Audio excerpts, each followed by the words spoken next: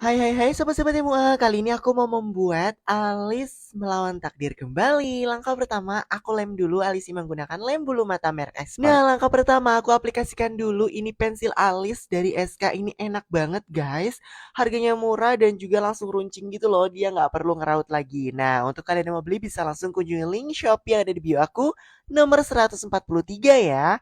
Ini untuk bingkai enak banget loh. Kemudian untuk isiannya ini aku pakai LT Pro yang Ebro Cream. Nah, untuk LT Pro Ebro Creamnya ini aku pakai yang warna dark brown. Untuk kalian yang mau beli bisa langsung kunjungi link Shopee yang ada di bio aku nomor 12. Selanjutnya ini aku concealer. Ini concealernya aku pakai dari LT Pro Smooth Corrector yang yellow orange.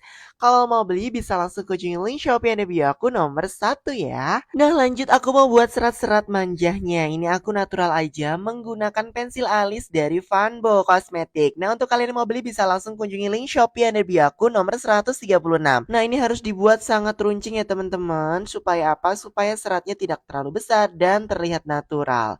Digesek-gesek aja sampai mendapatkan hasil yang maksimal dan juga rapi ya teman-teman tentunya. Selamat mencoba. Dan ini dia teman-teman hasilnya. Alis melawan takdir tanpa cukur ala aku. Nah, ini awet banget ya tentunya sampai siang juga tetap aman loh. Bye-bye.